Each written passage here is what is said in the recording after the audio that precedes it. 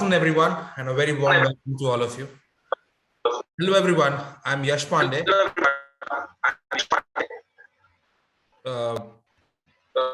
Hello, everyone. Yeah, I'm Yash Pande, your career advisor at Nuovos by ADYPU University. Hope you all are enjoying your weekend, and I really appreciate your interest and time on this Sunday, and promise that this session is going to be very exciting and informative. So let me brief you a bit about Nuovos. What Nuovos is. ADYPU Nuovos is a modern-day extension of the ADYPU University, offering future-friendly educational programs for the trailblazers, risk-takers, dreamers, and the doers of tomorrow. ADYPU University belongs to the reputable DY Patil group of institutions and is known for fostering innovation. We have a legacy of 38 plus profound years as we represent the DY Patil group.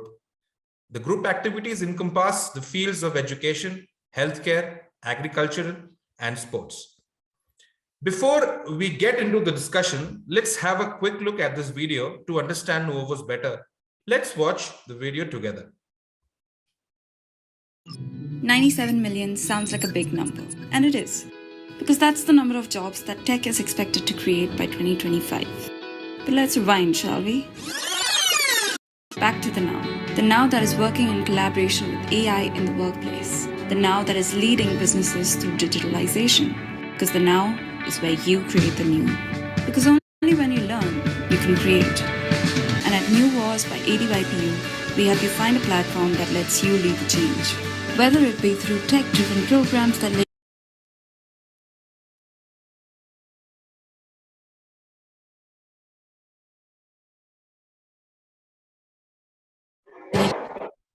you find your specialization that can let you lead. Start today and find the path that lets you choose your future. ADYPU Nuovos, where you create the new. Open for admissions now. Wow, that was really futuristic and motivating, wasn't it? So, guys, during the pandemic situation, how many of you used cash as a medium of transaction? Or how many of you physically visited a doctor or went to a restaurant for lunch or dinner? And how many of you attended classes or your meetings physically through a classroom or a boardroom sort of medium? Well, the answer is a bleak yes, which I can take as a no. The pandemic had a detrimental effect on economies all across the globe, but it also opened various new avenues of business ideas, thereby unraveling new segments of employment and livelihood. I would request all the attendees to please post all their queries and questions in the chat box when we start off with the question and answer round by the end of this session. So without wasting any more time, let's begin the discussion. I would like to take this opportunity to introduce our Vice Chancellor, Professor Hrridaysh Deshpande. Professor Deshpande has been in the field of education for over 27 years now. Presently, he is the Vice Chancellor of ADYPU University and is very passionate and committed towards innovation, design, and the sort of education which expands the limit of traditional thinking through development and realization of aggressive and ambitious projects. Welcome, Deshpande sir, to the session. Next, we have Professor Dr. Piotr Konwicki, who is the program leader for MBA FinTech.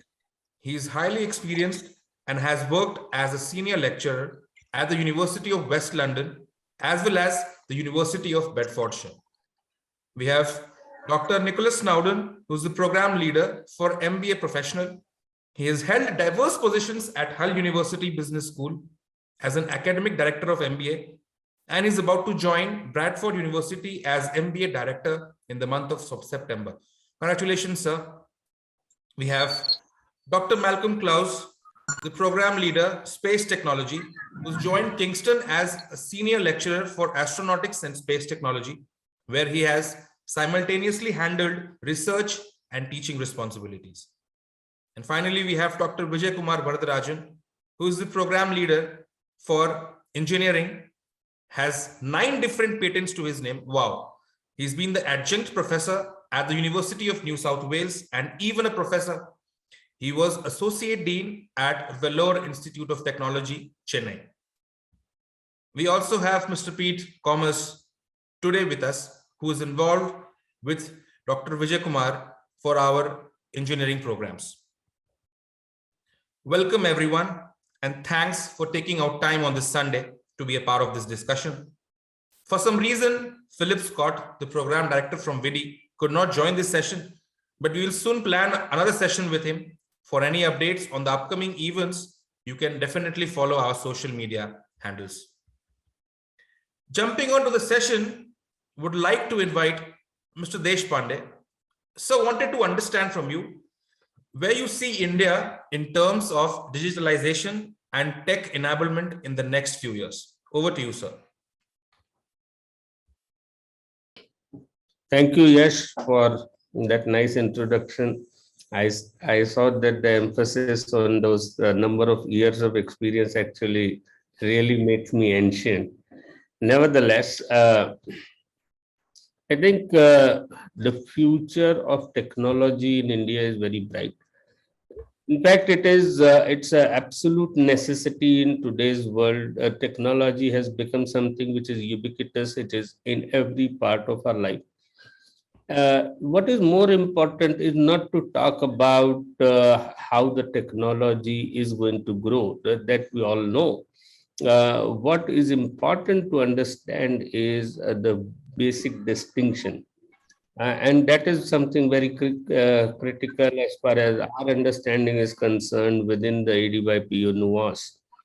We believe, and rightly so, that technology by itself is a means to no end.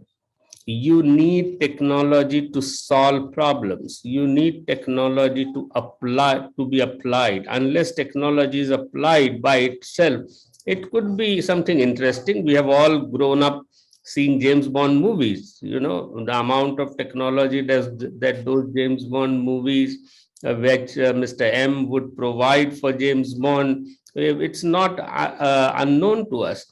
But those technologies we never saw in reality. Now some of those we are seeing. I was just remembering the example of Uber.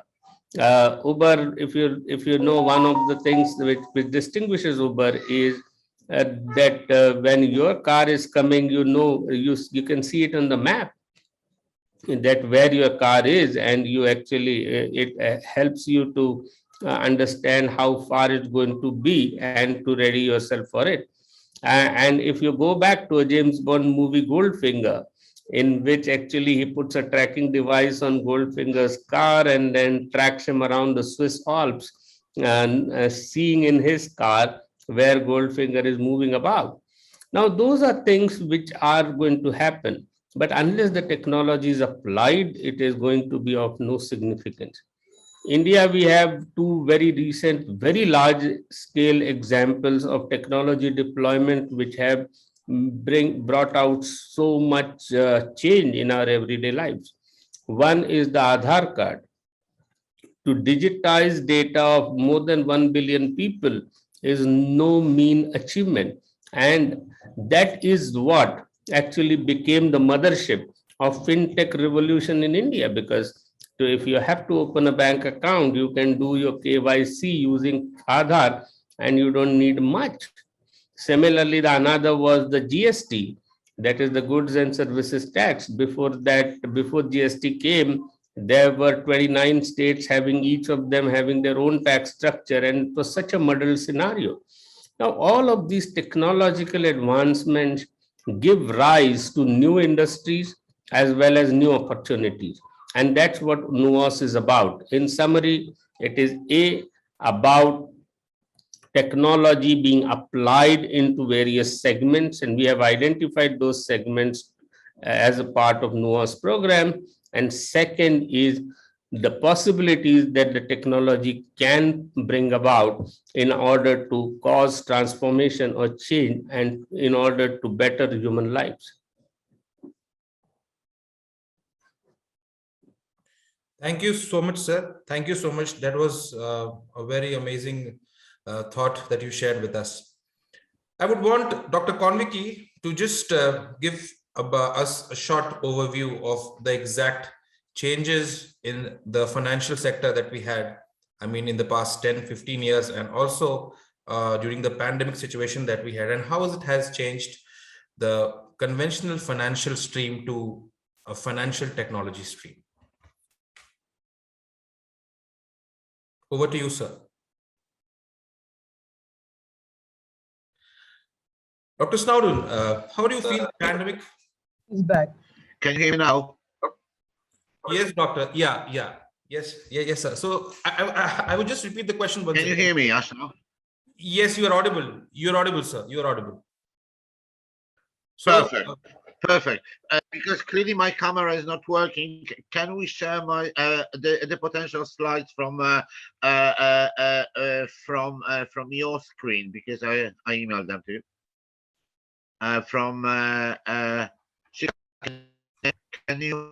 Can you share the screen?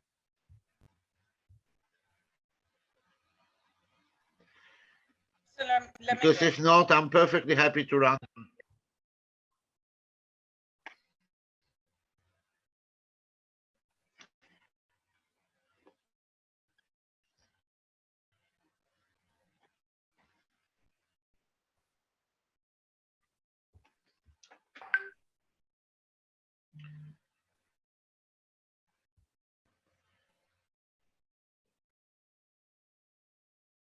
I would just request for. Are they working?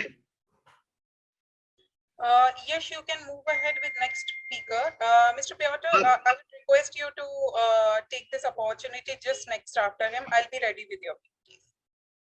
Okay, absolutely fine. So, Sure. First of all, very good either morning or afternoon to everybody. My thinking about this presentation is that I've very mixed feelings. I'm afraid of the challenge which this program does create. On the other hand, I'm extremely excited about this, because we are absolutely we are thinking about creating something really exciting, very much in line with what Professor Deshpande described as a challenging, interesting, and new thing. And we firmly believe that the MBA in FinTech will be something very different and fascinating for our students. And our plan is, dear candidates, to take you for a 2-year journey, which hopefully you will. I'm not promising you an easy journey, but I'm promising you an intellectually challenging journey, which will which you will enjoy.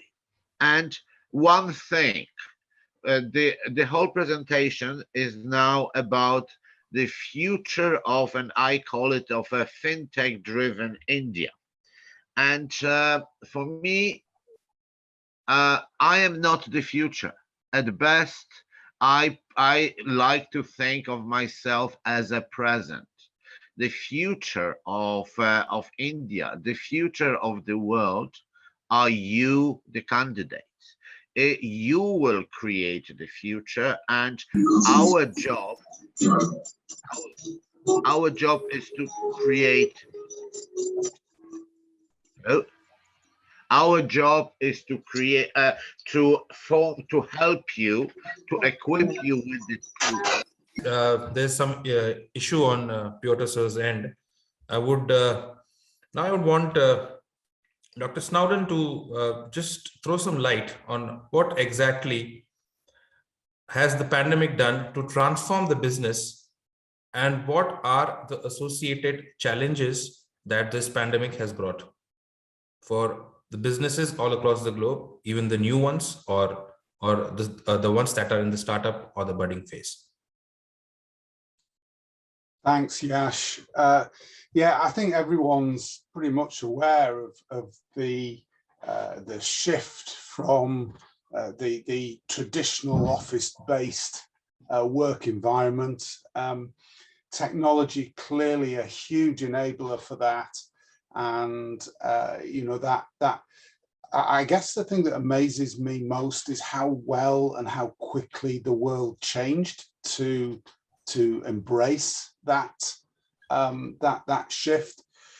And I think what's perhaps most telling is how that change is not going to be undone.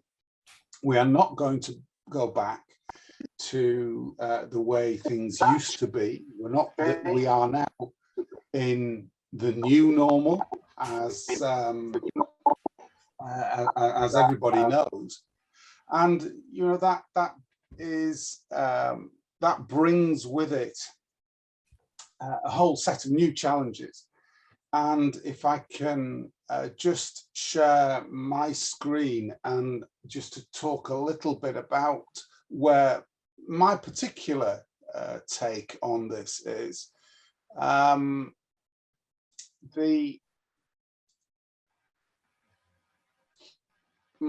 interest is as leadership, and my role at with ADYPU, with Nuovos, is as the program director of a program of the MBA Pro, the program that will help new leaders to lead in this new normal, because we need different ways of leading. Thank you. Someone's, oh, that's very attractive. Thanks, whoever's drawing on my screen. That's not quite what I'd hoped for, but Camilla there is a leader. Camilla Harris. I'm sure you recognize a leader with a background in tech, entrepreneurialism. Mr. Musk. You know, anybody can be a leader. A comedian can be a leader. A lady who worked her way. That's Indra Nooyi, who was former head of PepsiCo, worked her way through university to lead one of the largest organizations in the world. And a certain gentleman there was a leader. Now, when I showed this presentation to my family, and they said, Nick, why are you putting Hitler on a slide deck that is trying to encourage people to lead in the right way? And the point is that there are lots of different ways to lead. Anybody can be a leader, even a failed artist can lead. The question is, how do you want to lead? And the new normal needs a very different way of leading to the way that leadership has been performed in the past. Do you want to lead through fear, violence, intimidation, or do you want to lead through purpose, through a shared vision of what the future should be like? And with ADYPU, the ADYPU MBA Pro will bring you a truly global experience, expose you to all the usual stuff that you would find on an MBA. As you've got there, and I'm not going to go through that in any detail, because that type of content you will find on any MBA in management, and we've got that in the MBA professional. But what we do focus on particularly, which is a little bit more unique, is the way, in the skills you need in which to lead in this changed world that is enabled by technology, but is a very different playing field, a very different work environment to the one that many MBAs are designed for. You have options on the MBA professional. We can look at either at creative leadership or at I think we've got some rather unhelpful additions to my slides there. Yes, certainly creative there. Thank you. So we look at creative leadership and business, digital business as specialities. All through looking at this, all through the lens of how you lead these new technological businesses. What are the skills you need to progress in these careers? Again, I think pretty unique to MBAs is the way in which we're going to deliver this. It's through very much an international faculty, distance taught. You will have experts in the classroom who are there to help you face to face, to facilitate your learning. There is a semester overseas for those of you who choose to take the MBA Pro. Lots of group work, lots of networking, very much focusing on building your career in a way that allows you to develop the skills you need to succeed in the modern post-pandemic new normal environment. So that's really about as much as I want to say, and perhaps as a lesson there for us in controlling modern technology, not just using it. So thank you for that. Thank you for listening. I'll pass you back to Yash. Thank you so much, Doctor. Thank you so much. It was really informative. So next we have Dr. Claus.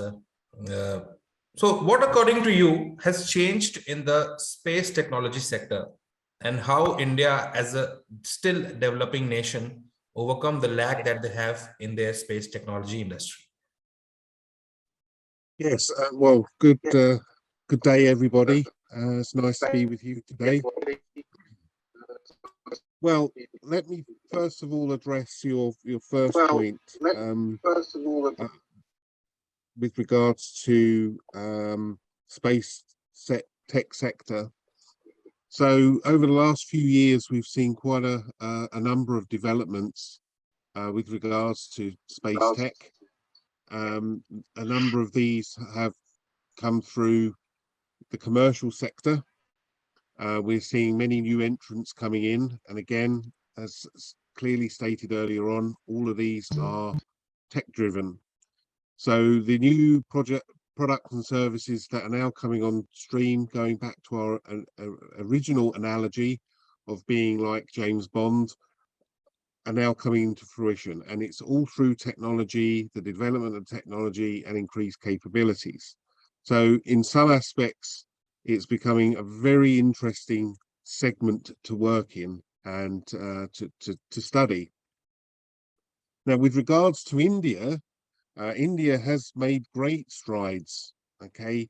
And in my presentation later, I sort of address what India could be in space. And I think for the progress India has made, they've done an excellent job.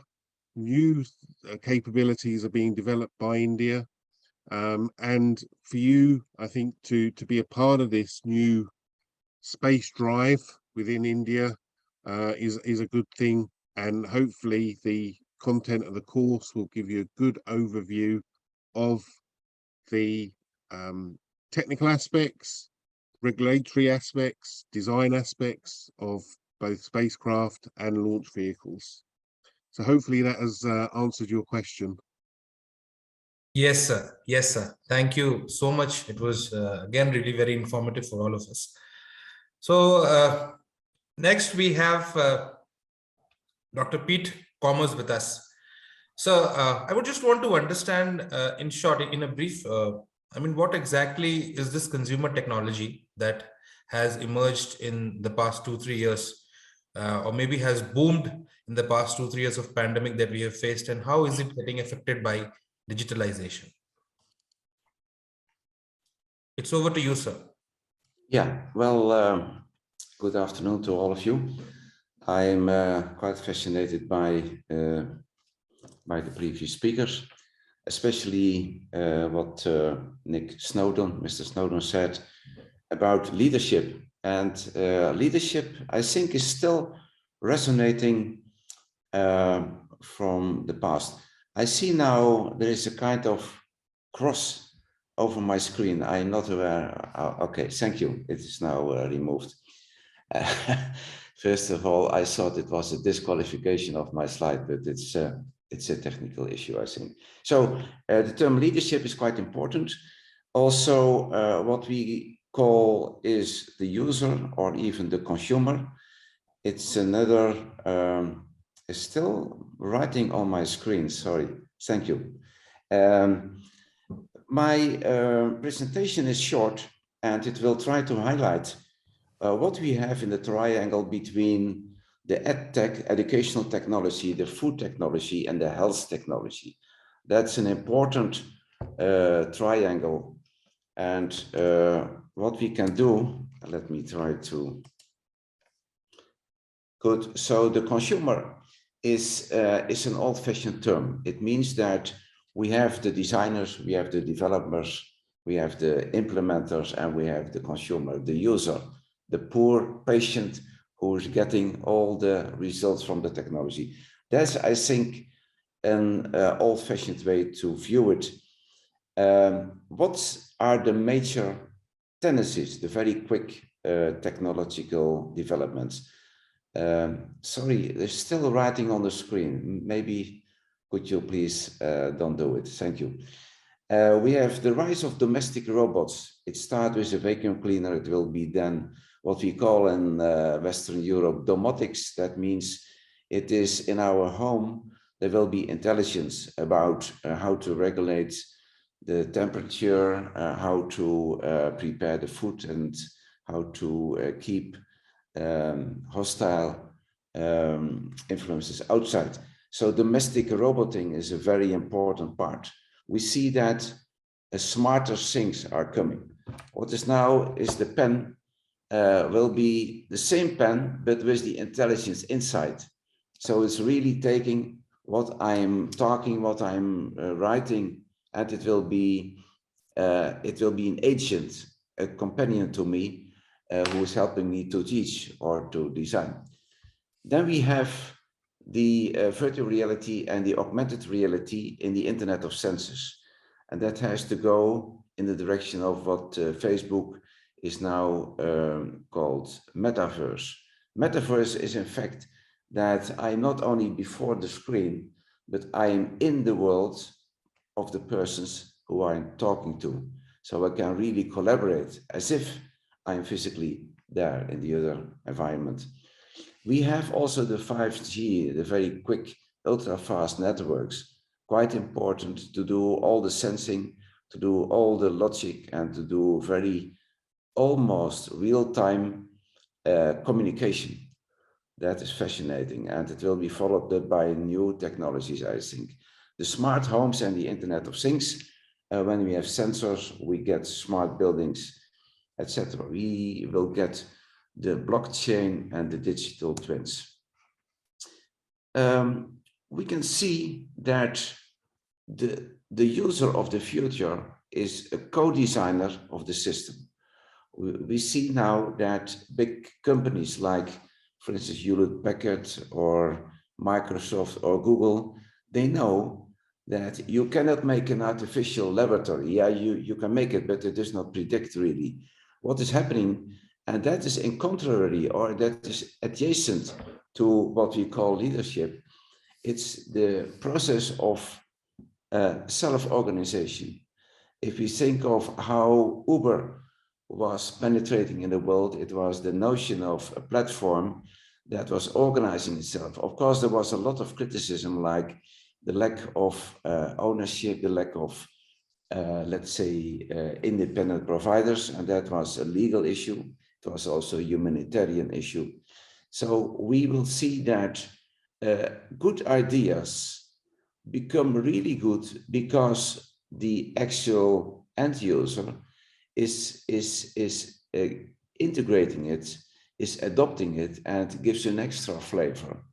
And that's the mechanism, that's the chemistry that we can predict for the coming years, I think. So the consumer will be a co-designer. What does it mean? It means that in the traditional way, we have a top-down process where the smart guy or the smart girl has an idea and implements it. And then finally, the user will act like a puppet, like a marionette in the theater. That is no longer the case. What we see, and in terms of education is quite important, that every person has his own personality, has his own philosophy of life, has his existential background, and that is decisive for how this person will contribute or will even deflect the philosophy of the system. So AI, artificial intelligence, is not really an alien idea. We already started it here in the 70s when we made so-called intelligent instructional system or tutoring systems. And what does it mean? Artificial intelligence just means that we make smart and rather complete representations of the world so that machines can act as if they are part of the social reality. We can see now one of the big things we have, of course, we have the pandemic, we have the conflict in Ukraine, and we have a lot of migration. And that is, I think, the complexity, why people are going to migrate, what is their networks, what's their responsibility to contribute to the cultures and the economies they are going to. So that those are really topics that are challenging. What we see now is that we have not only the traditional scientific way of data that need to be deduced, to inferred, to analyze. Now, it is a complex material with a multi-dimensional approach. And this is what I would like to say to the students who will be candidates in our courses, that we have, as humans, we have a limited view. If you think about the AlphaGo game, it was the machine who developed, I should say, the machine developed the idea, what are the rules in the mid-game of Go? With the chess, we already knew by the Deep Blue, but for Go, we know it's a very NP complete, multi-dimensional problem. It's a huge complexity wall. And that's what we are going to do to solve with the quantum computing. One element I would like to stress from a human point of view is that sorry to interrupt. I'm sure you are very much into your thoughts, but we actually are falling short of the time. So I would just request you to kindly concise it in a shorter span of time. Yeah, I was asked to make the 5-minute contribution, and I'm still on 3.5 minutes. So I take the freedom to finish my main idea. The main idea is that the human part in the game is that we have technical skills, we have human skills, communication skills, but we have also conceptual skills. And this is a kind of genre where we are just in the beginning. If you look to cartoons like here, it is the question for the user, what is the meaning of this picture? Is it a critical picture? Is it an analytic picture? So the bargaining, let's say the trading off between the genres is quite important. Important is, of course, and I will go to a finalization, that we see in all sectors, like in the food sector, like in the health sector, we see a lot of new devices, like the activators that make our life more healthy. We see it in the health sector, and unfortunately, in the educational sector, we see a rather sober dialogue between the teacher in the front and the room of the students. So my conclusion is, I go to the last chapter, is that this is the important triangle for the 21st century. It is the learning and working, they need each other, of course, We also know that learning and playing is important, but we don't know yet what is the synergy between playing and working. And this is the big challenge I would like to give to you. And I'll finalize my talk by saying this triangle, especially the relationship between playing and working, is the challenge, not only to overcome burnout, but also to really learn, because learning means the willingness to change yourself. And that's the message I would like to give to you. Thanks for your attention. If there are questions, I'm most happy to answer. Thank you. Thank you so much, Pizza. It was really full of insights, and it was really an eye-opener for all of us. And it is that now we all realize that technology is such an immense and important part of our lives, and it's really very important for all of us to keep in pace with the upcoming changes in the trends and technologies, right, sir? So now again, it is our Vice Chancellor, Professor Hrridaysh Deshpande, whom I would request to actually throw some light on what Nuovos is planning, is doing, and how is it expected to contribute to the future of a tech-driven India. Over to you, sir. So first of all, I must thank Professor Kommers for a wonderful presentation on how technology is influencing things. And I think after he has spoken, I don't need to again speak on that particular front. What I do wish to speak about is how is Nuovos going to be of help, because we all understand while all this is happening, there is amount of tremendous anxiety amongst all of us with regards to the future of jobs, the future of work, and how it's going to all pan out. Because at the end of the day, that's what gives rise to professions, and that's what gives rise to livelihood. And it is, if we don't know the professions, then how can we even think about to earn a livelihood? And livelihood is everybody's right, and at the same time it is as much a worry. So I would like to start with a phrase by Kurt Lewin, that is, you can't understand the system unless you change it. And that's what is equally true about the future. So you cannot predict the future because it's very, very difficult.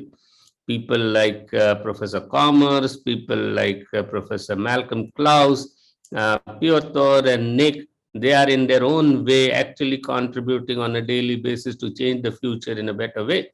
And then we really can't know how these geniuses would actually cause that change and where that change might happen and what that change might give rise to. So basically, it's all about, instead of trying to predict it, it is all about trying to actually understand it and be in it.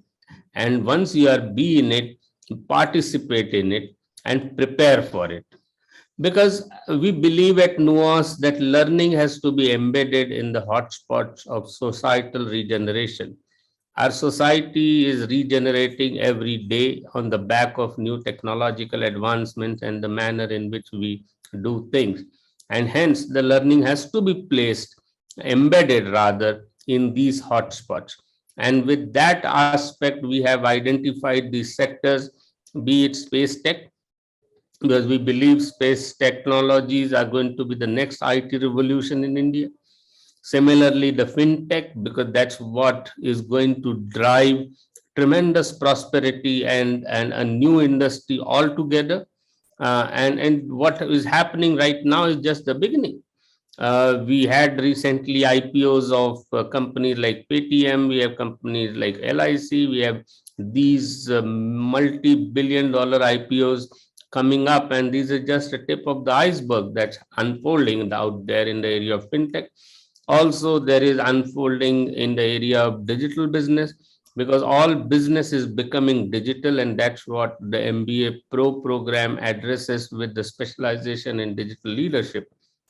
And finally, the program in consumer technologies, because that's where the maximum money is coming into in terms of investments, in terms of naturally the jobs that these new investments are creating. So what we believe is these sectors is going to be on the upswing in the next 10 years at least, and which means that after 2 years or 4 years of our graduates coming out, they will be in an industry which is on an upswing, and they would be able to make a great career out of it.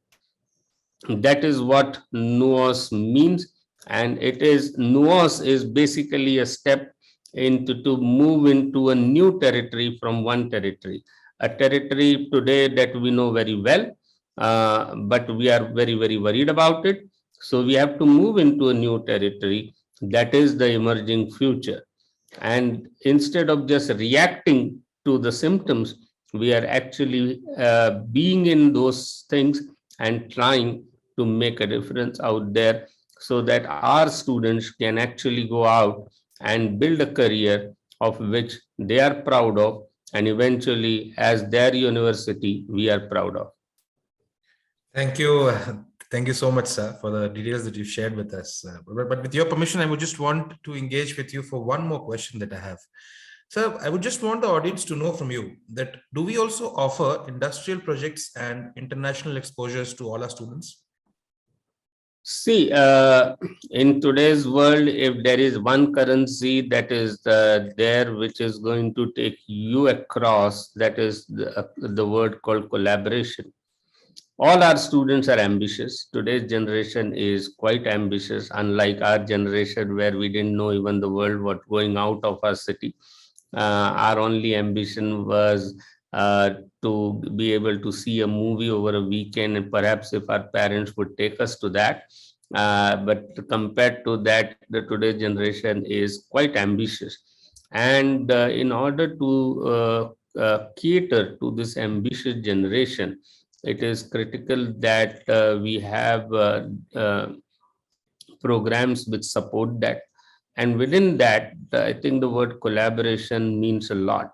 And collaboration gives then rise to these two further things, that is collaborating with the industry, where you are going to go and find work, and collaborating with institutions outside the world and on the global stage, so that you can learn, because one institution cannot claim to know everything. Like for example, we wanted to have a program in health technology. One of the programs that we have is within Nuovos is based around health tech, and also it's a part of the BTech consumer technologies. Now in health tech, our own understanding was limited, and that's why we worked with VD in UK, because they are at the cusp of digital health innovation. They know what's going on, and that's what they bring in. Similarly, for aerospace technologies, while we have a genius like Malcolm Claus with us, we also needed to have an industry perspective. So we have on board with us ADYPU Technologies, which is one of the leading space technology companies in India, who are working on the cutting edge technologies for space. Similarly, in order to afford our students a multicultural experience, we have tied up with De Montfort University, who have a campus in Dubai, so that our students go and spend a semester in Dubai. And interestingly, when our students go to Dubai to spend a semester, they would be attending classes in the evening, and in the daytime, they would actually be interning with global companies which are based in Dubai. So that way the students get a dual experience of learning from the very best faculty from De Montfort University, similarly to get internships with global corporation. Now that is the kind of formulation that we have in place for Nuovos, and that's what actually excites me. I'm sure it should excite the prospective students as well.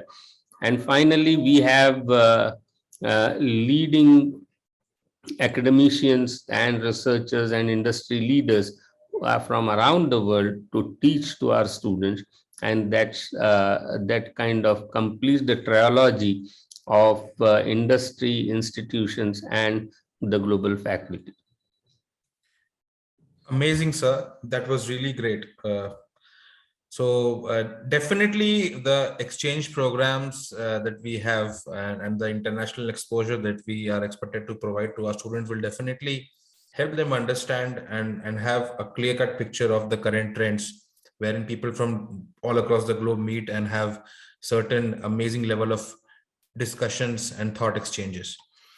So next, moving on to the second or the last round of the session, wherein I would just want all the dignitaries to take some time, short 2 to 3 minutes of time, to give a short gist of the exact program specific information that they would want our students to have.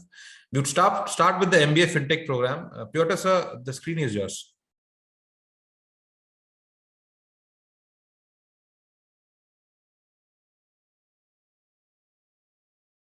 Dr. Piotr Konwicki. Yep. Can you hear me now? Yes, sir. Can you hear me now? Yes, sir. Perfect. So a few absolutely key elements. Can we go to the funny facts about the FinTech? Sikak, can we go? Yeah, go on. Okay. Keep on going, please. Growth. Yes. Can you can we go one slide back? Well, I completely understand. We are we are in India. What is your national sport? Obviously, it is cricket. So here you have a photograph of the Mumbai Indians, one of the best franchise in Indian cricket. So what company do you see on the shirts? Slice. So you will see the FinTech company. So you can immediately see, and actually, Sikak, can we go next slide? Yes, it is already one of the FinTech, one of the free advertising categories in the forthcoming cricket league. So Slice had a deal with Mumbai Indians as the principal sponsor.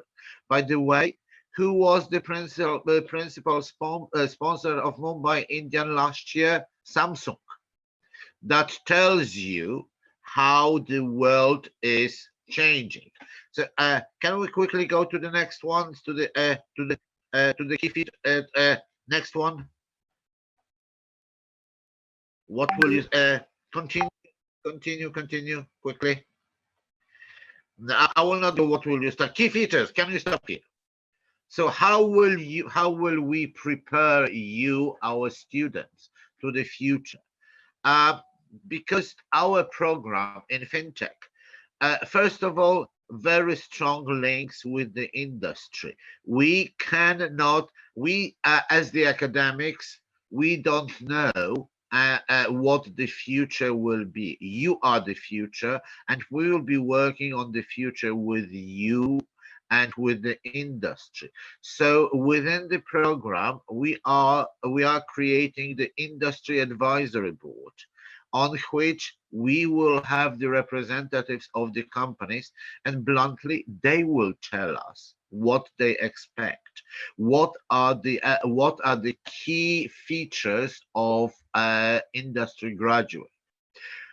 Something which is very much a differentiating feature of the program, you will be taught by international lecturers. So again, to expose you to the global world, we will take you through, we will use the case studies. And that is, again, another proof of how serious we think about the education. ADYPU University joined the European Case Study Clearinghouse, so that we will be using the internationally recognized case studies, the case studies developed by universities such as Harvard Business School, such as London Business School. And these case studies will take you to the actual business world, how it is. We in analyzing case studies, you will relieve the actual dilemmas of people, of managers, leaders, which they face in the boardroom. So that is our way of preparing this. I have received already one question: what will be the short-term and long-term careers in FinTech?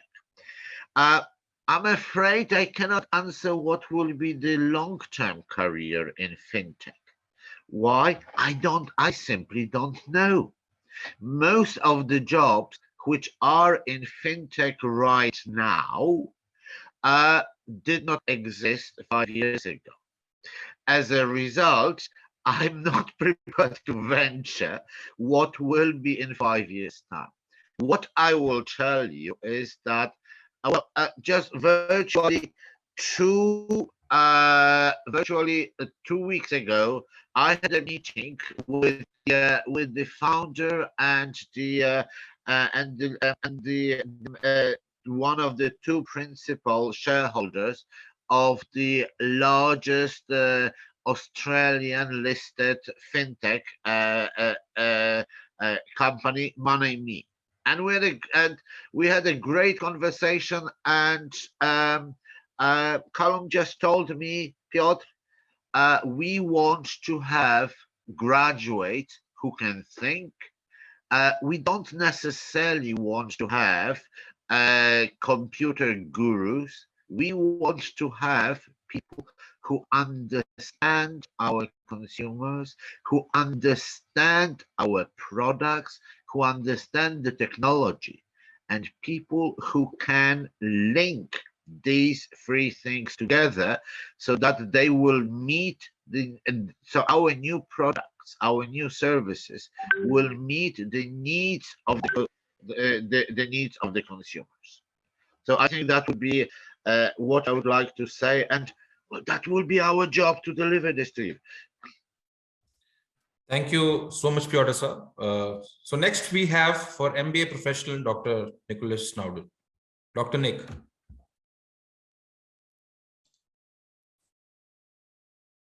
Thanks for that, and thanks, Piotr, for leading me into this.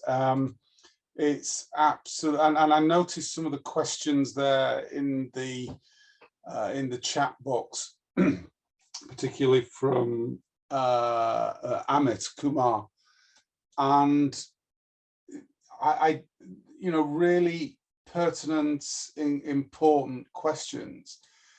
But to be honest, the answer to the question of will FinTech skills be required in the future, in the long term, I would answer with another question. What's the long term? Because I often tell a story about Tom Peters, very famous, now aging business guru, asked a trader on the Hong Kong stock exchange, currency exchange, what he considered to be the long term. And the currency trader sat and thought for a couple of seconds and said, what do I consider the long term? Well, it's probably 10, maybe 12 seconds. And he didn't misspeak, he meant 10 or 12 seconds. In that world, 10 or 12 seconds was the long term. And the point is that we can't know what the future holds. We can't know what what particular talents will be needed Piotr mentioned programming, I think. You know, we don't know which language will be invented next year or the year after. What we do know is that the demands for those particular talents is changing faster and faster. And so what all our programs at ADYPU are aimed at doing is at making our students capable of changing much more rapidly. It's about agility. It's about being able to redirect your skills, redirect your talents, be sensitive to where the demands for new skills are coming from. Look at what the needs of those markets are and be capable of learning and adapting really, really quickly. And that's why within all our programs, we focus on, yes, the knowledge that you need to perform now. So if you will, the material under you will learn, strategic management, ethics, etc., you will learn all that, and that's important.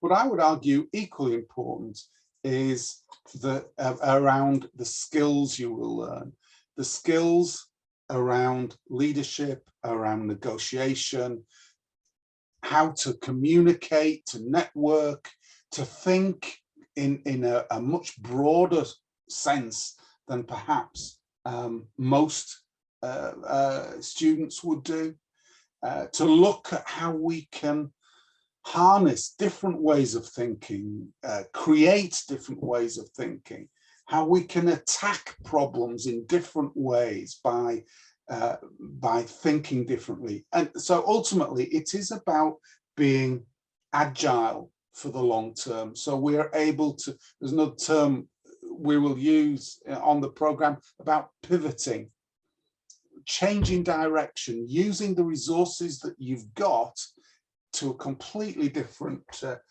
in a completely different way, completely different direction.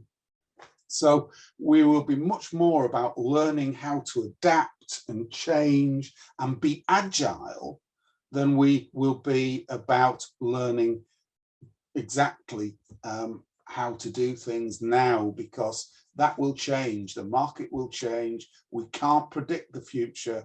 What we can do is prepare ourselves to be better able to change when that need arises.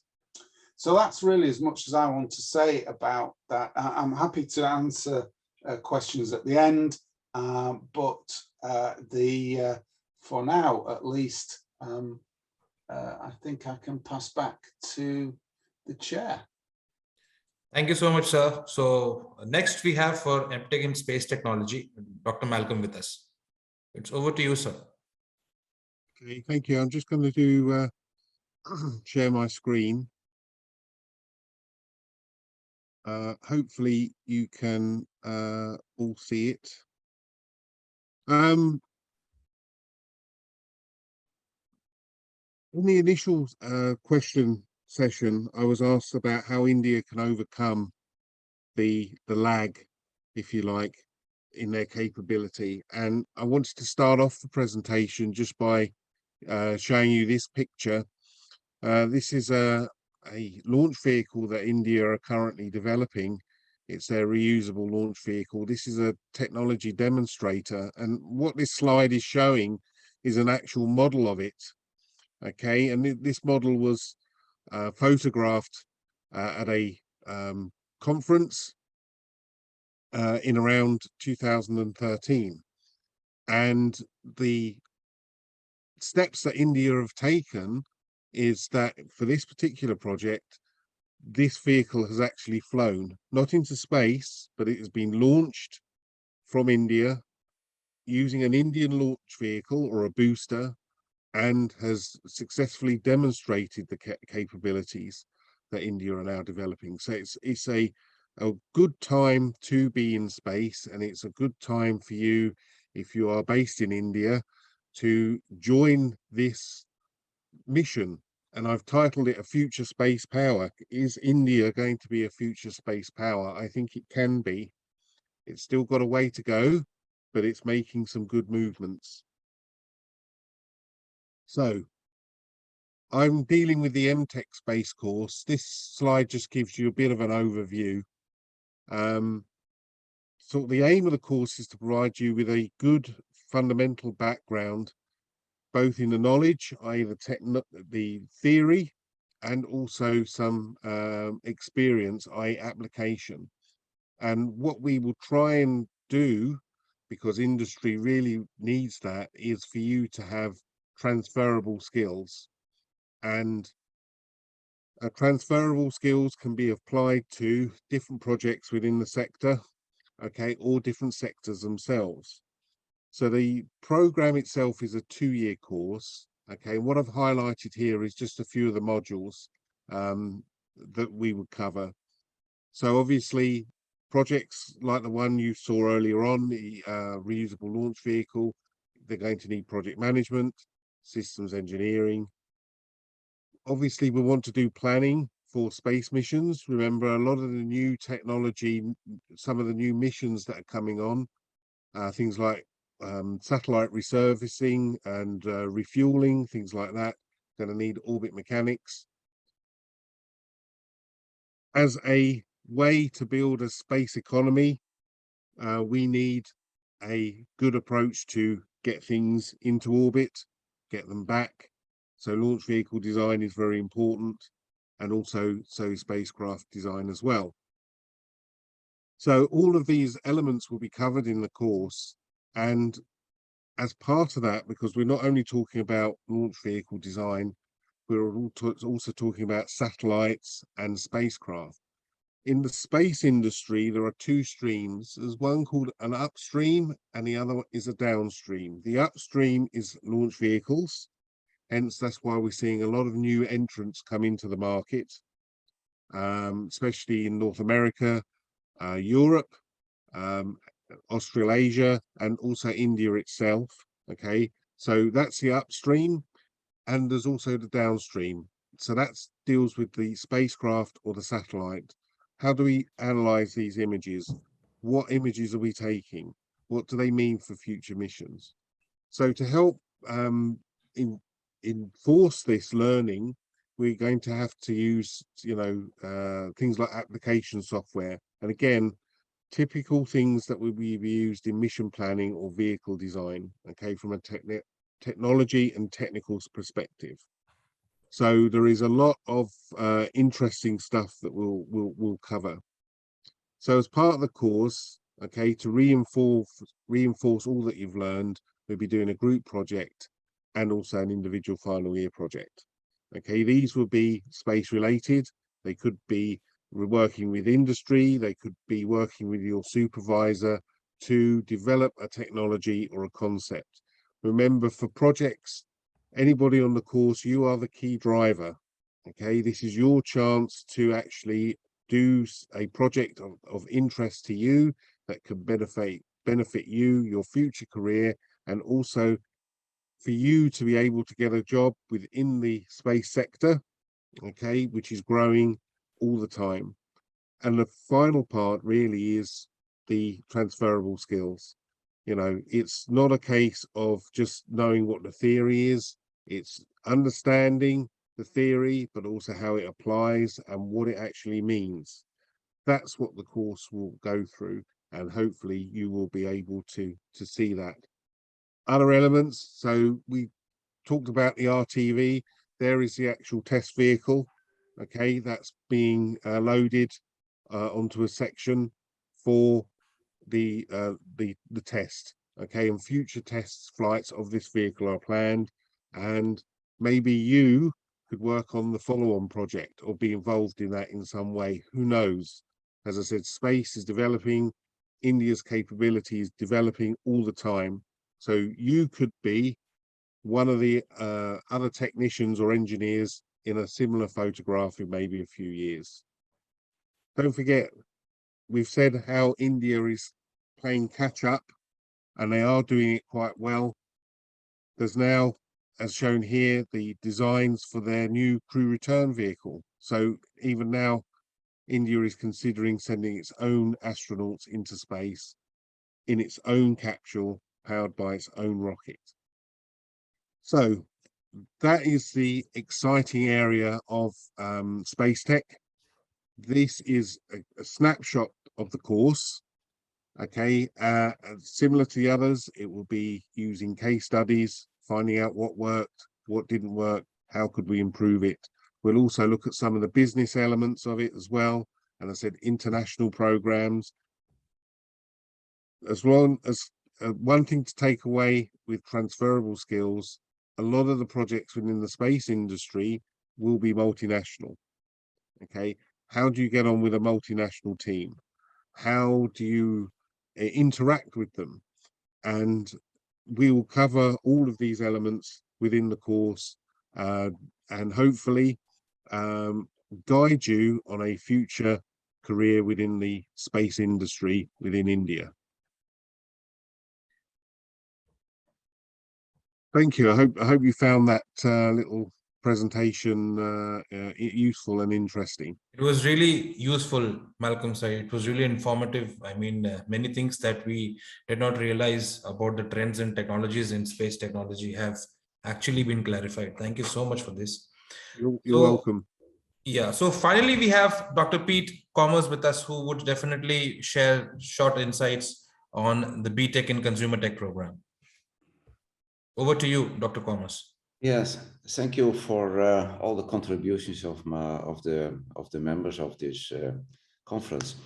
I think important is that our concept of what is education stems from the time of the Industrial Revolution, that we need all similar type of workforces.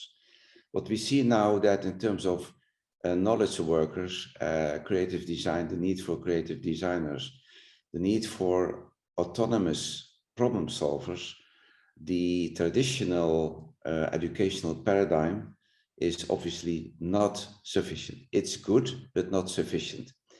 And that's I think that's it. It was an excellent, let's say, panorama of what we hope to see the coming years, is that students already during their studies, they can make meaningful contributions to what industry needs, but also what society needs. I think we see now that industry is a huge, of course, economical power, but we also need the society to prepare for the next phase of smart cities, the phase of machine intelligence, etc.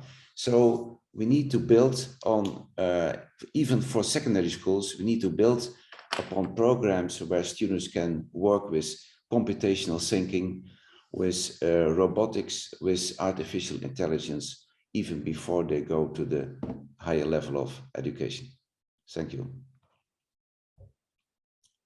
Thank you so much, Dr. Kommers. So I guess that's the end of the program introduction with everyone. And it was really very insightful, really very engaging, really very informative, and had all of us completely gripped to these life-changing experiences and moments and the knowledges that were shared over here. I would definitely want to go ahead with the question answer round right now, because we have received several queries from all the people who have joined, and I would open the entire podium free for anyone to answer. Your questions can be posted by you people in the chat box that we have. And yes, I have a set of 2 or 3 very important questions which I felt and I jotted down from the chat box, which I would definitely take some time later. The podium is completely yours. Kindly put on all the important questions and clarifications that you need in the chat box.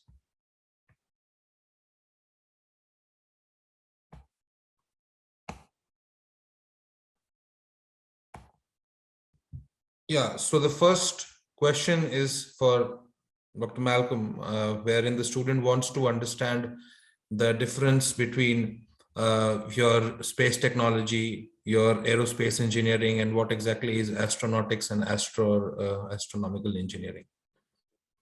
Okay, so technology or space technology will be the technology that will allow you to do the mission. So, for example, for the space plane we saw, the technology there for a future one could be the thermal protection system. Okay, so that would be a type of technology. Now, when it comes to aerospace and astronautics, it's a bit of a grey area, because depending on who you're talking about or talking to, even in companies, they can use the terminology and they can swap it around. You might want to think about aerospace as an organization, say, that does both aircraft and space technology or space applications. Okay, and back in the sort of 1980s, there were quite a few companies that registered themselves as aerospace because they were interested in the two sectors. Astronautics, you can actually think about going a bit deeper into sort of the space sector by looking at things like lunar missions or Mars missions or deep space missions. They're normally referred to as astronautics.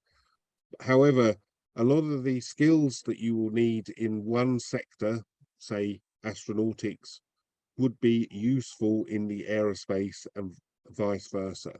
So, but generally, you know, as I said, it's a general sort of cover. Aerospace is a default, if you like, to cover both segments. It's the key thing is to get those transferable skills. I hope that's helped. Yeah, thank you so much, sir. That definitely has clarified the doubts.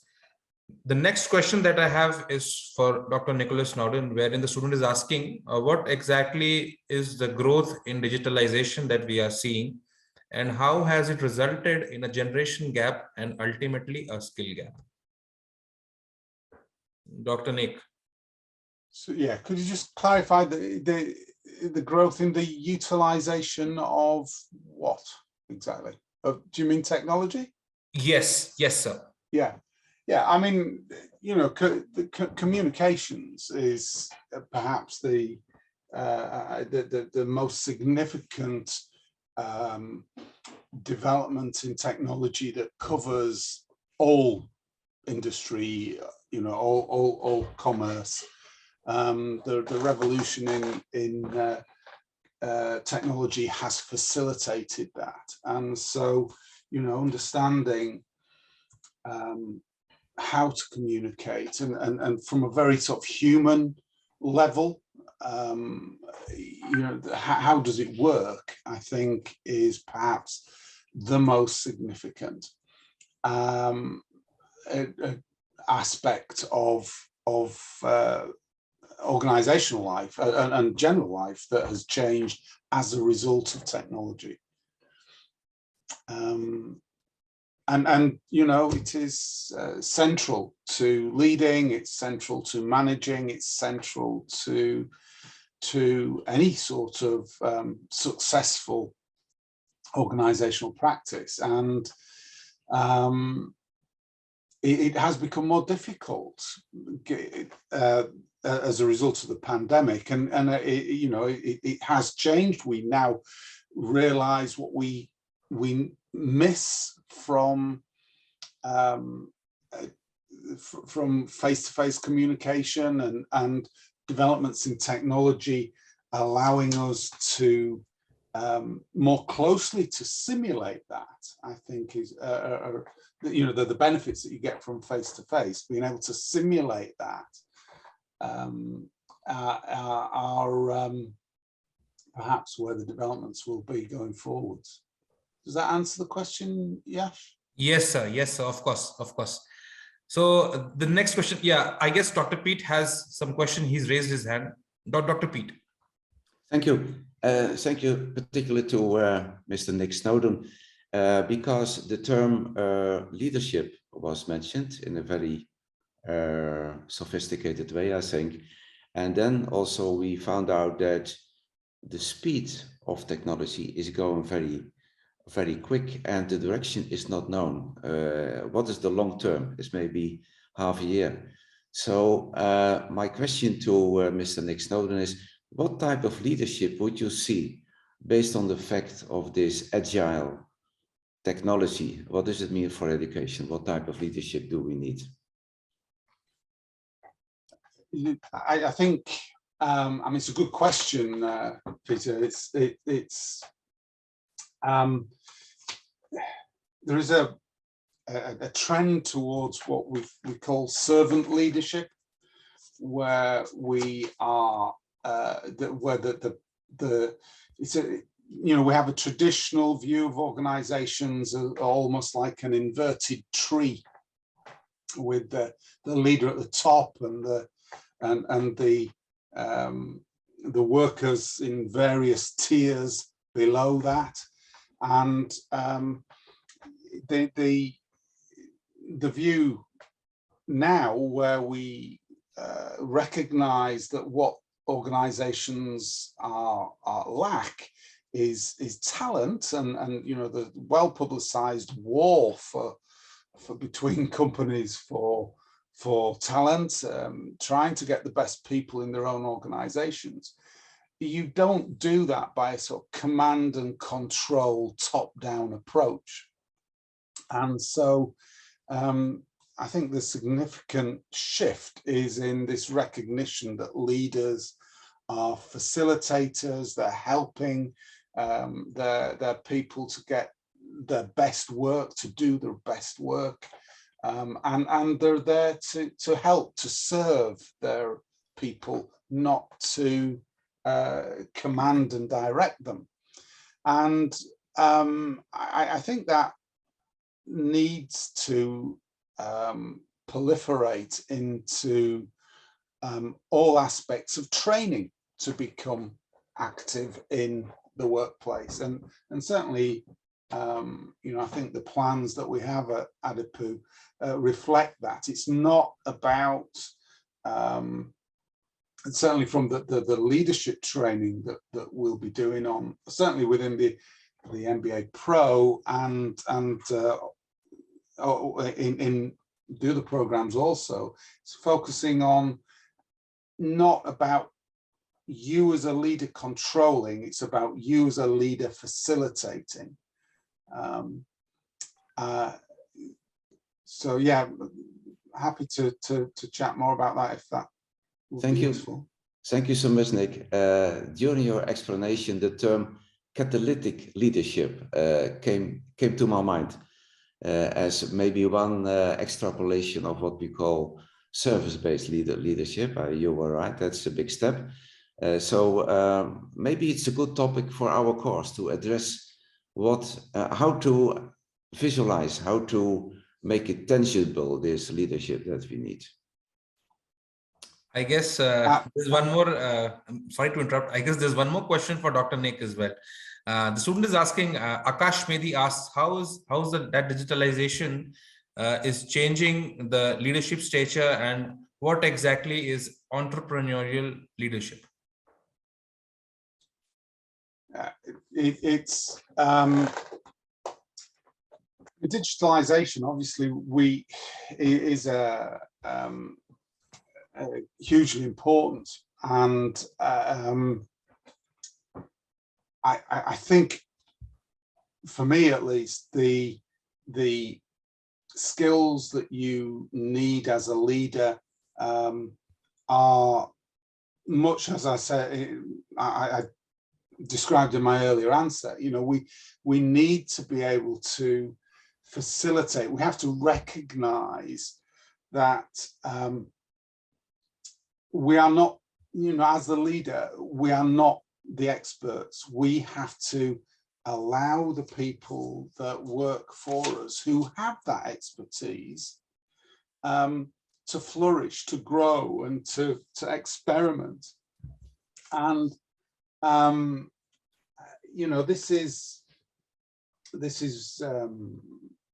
the difference, really, that the old perceptions of what a leader is needs to change and to become more enabling, more facilitating, allowing people to be creative and be inventive, to be entrepreneurial, to give people the space and the authority to do things differently. And I mean, entrepreneurial, the other question Akash asked was relating to entrepreneurial leadership. You know, one of the key things I think that you know, maybe 5 years ago, maybe 10 years ago, we talked about leaders who, you know, where we embrace failure. Not, you know, failure is not something that should be punished. And but you know, 5-10 years ago, there was a trend to celebrating failure because you learn from failure, and you can't progress if you don't learn. I think we've moved on from that more recently, and because, you know, it does sort of create a culture, if we aren't careful, whereby we can become a little bit reckless. And so today, in the modern business environment, I would argue that entrepreneurial leadership, you know, does still facilitate you know, experimentation. It does encourage trying out new things. It encourages people to take risks, and still does not punish failure, but doesn't tolerate it, doesn't encourage it either. We take our mistakes as a learning opportunity, but we are much tighter about the focus of that entrepreneurial activity, about, you know, what exactly it is that we're innovating in, and that we are much more focused about learning from that and not making those same mistakes again. So we don't, you know, we've advanced. Leadership is a skill that's advancing just the same as you know, skills in technology and digitization and whatever. And so that, you know, where the topic is evolving, and you know, leadership's relevant in all business, particularly in technology, given the pace of change that technology requires. We have to have a leadership that can facilitate and cope and help with that. Is that okay? Yes, Dr. Nick. Thank you so much. Thank you so much. So there's one more question for Dr. Piet. The student wants to understand, I mean, in our consumer technology, except for EdTech, educational technology, food tech, and health tech, are there any other avenues that this particular sector caters to?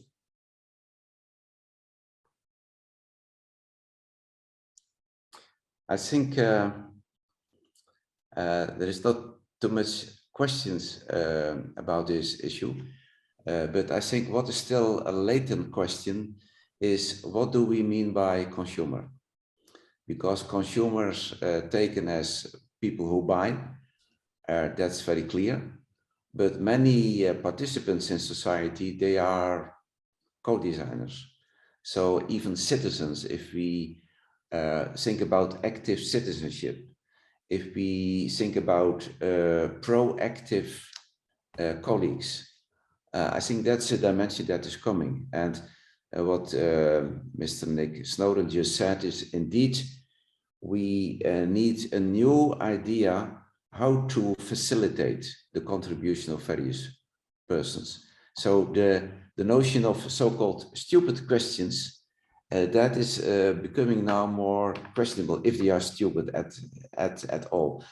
Questions may be catalytic, that people become aware that there is a question behind the question, that we could call it a philosophical one, but it's a very critical question that is needed to make good engineers. I think good engineers, they are always able to make the full cascade of design considerations. And that's, I think, what we need, especially in terms of ecology, in terms of moral, ethical questions, and in terms of humanity and peace, because we are living in the world that is threatened by big conflicts. So that should be part of education too, even technical education. Thank you so much, Dr. Pete. Thank you so much. So finally, we have a question for our Vice Chancellor, Dr. Hrridaysh Deshpande. So the student wants to know, I mean, since we are having global faculties and industry stalwarts from all across the globe into the programs that we have initiated with Nuovos, what would the delivery mode of lectures look like?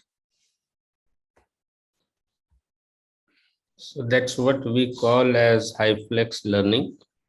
Is the amalgamation of face-to-face, online, and on-site learning coming onto one platform. So the students will be in the classroom for sure. It's not anytime, anywhere education, if you at all feel so. You would be in the classroom. The faculty would be teaching to you in that classroom.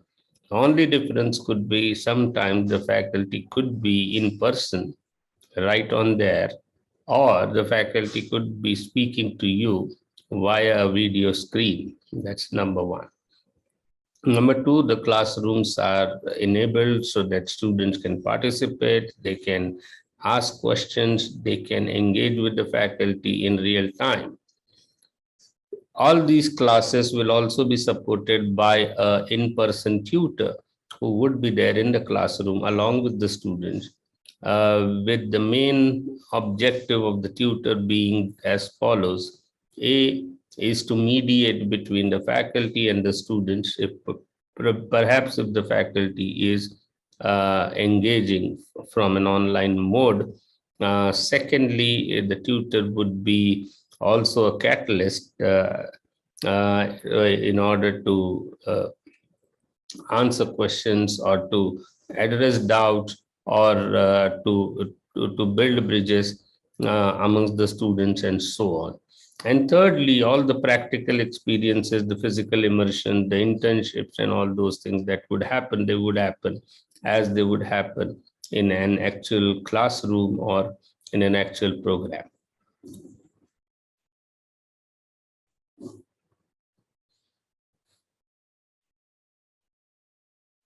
You are mute, Yash. Thank you so much, Deshpande sir. There's one more final question that students want to know from you. So the Nuovos program that we have, I mean, what career options is it that the students can expect from the niche and new age programs that we are having over here? So that's a very large question to answer, but let me answer it in short. There are two types, two things that has to be considered over here. A is the first job after you complete the course, and B is a career. So let's not mistake the first job with a career. Career is something which goes on for 20 years, 25 years after you graduated and got into your first job. To combine both these things, if you recall what I said at the beginning, that the Nuovos programs are identified specifically in sectors which are continue to grow in the coming 10 years for sure. And when I say they're going to be continuing to grow, it means that they will create opportunities within those sectors for vertical upward movement for all the people, thereby addressing both the issues. So issue number one, that being of the first job, and issue number two, that being of the career. If you take FinTech, for example, if you take Space Tech, for example, and if you go on our website, you will see staggering numbers in terms of the amount of investment that is coming in terms of the amount of jobs that are getting created in these areas. Naturally, if you are there where the jobs are being created, then you will have more opportunities than in areas where jobs are not being created. Thirdly, again, there are a lot of programs, like, for example, consumer technology program versus, let's say, a computer science program. A computer science program is as good, but it does not prepare you in any specific manner for anything. So actually, in a way, it has its own advantage because you can take any direction, but at the same time, it has a disadvantage that it does not prepare you for anything in particular. And I would say that it is always better to work with something which leads to something in particular, and thereafter going forward to then expand your own horizon and look at different other disciplines as you would grow. Thank you so much, Deshpande sir. It was actually an eye-opener for the students, wherein definitely placements and job opportunities in career are something which is of prime concern to everyone, and I'm sure they've got their answers from the question that you answered. So this were the last set of questions that we had, and we come to the end of our meeting today. But before winding up, this definitely is not a goodbye, because we all will definitely keep in touch in the points in time that are going to come up. And here on the screen, you would shortly see the coordinates that we have. I mean, the email IDs, the concerned phone numbers, and every point in touch where you guys can reach out to any of us at any point in time. So please do take a screenshot or just jot down these credentials on a notepad.